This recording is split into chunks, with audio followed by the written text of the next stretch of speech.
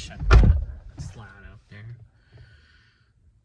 So I've been reading, or rather rereading, a bunch of classic teen horror books today from the 80s, early 90s. Specifically, I reread Twisted by R.L. Stine, and I also reread Halloween Party by R.L. Stine. Halloween Party being one of the Fear Street books. And I hadn't read either one in a very long time, so it was interesting to revisit them after so many years and kind of vibe out to them, and they were both really good. They actually reminded me that when Stine writes well, he can write a really good story. He sometimes has some hits and misses. Sometimes he does write some goofy stuff or has some stories with like a stupid twist or something. But when he does do well, he knocks it out of the park. He's capable, more than capable, of writing some really good fiction.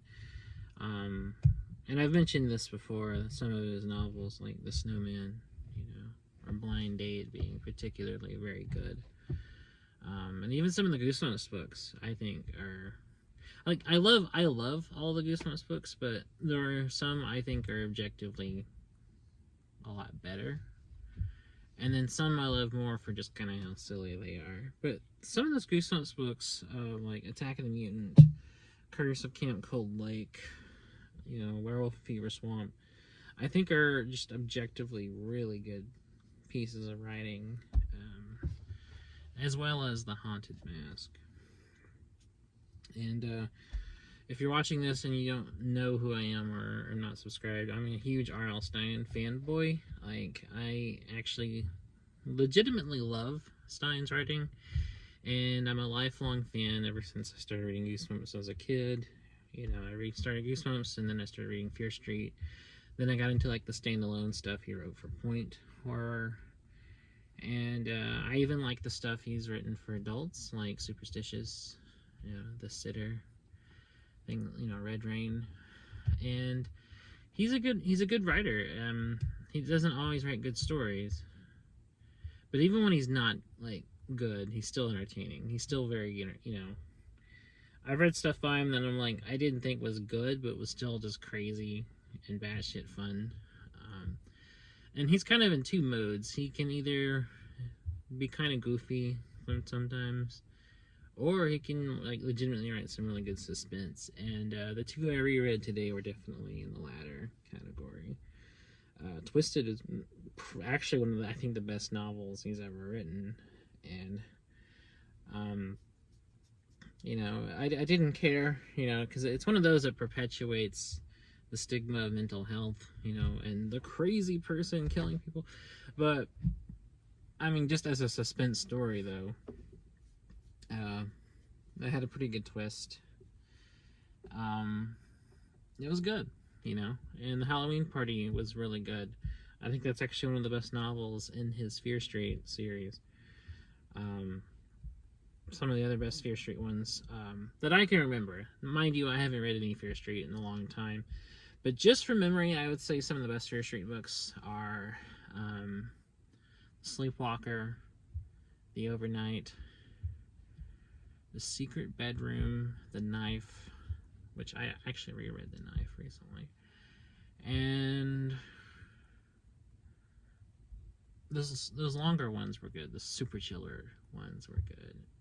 I think Party Summer is one of the best ones. Those are just off the top of my head, but I like all of the Fear Street books. They're all good. I think those, just from my memory, if memory serves, those are some of the better ones, So anyways, yeah, read, if you haven't read R.L. Stine, I do recommend them. If you weren't around in the 90s when he took off and became like a household name in like kids horror, I still recommend him, especially recommend those old Goosebumps books because those are a lot of fun. And his Fear Street series is also fun. Those were written for a teen audience. You know, those were written for like 15 to 18-year-old audiences. You know, and they're fun. And he's also written a lot of other standalone novels for teenagers, like Hit and Run, The Girlfriend, The Boyfriend, The Dead Girlfriend, The Hitchhiker, The Snowman, Halloween Night 2. I Saw You That Night. The Babysitter. He wrote a few sequels to The Babysitter too.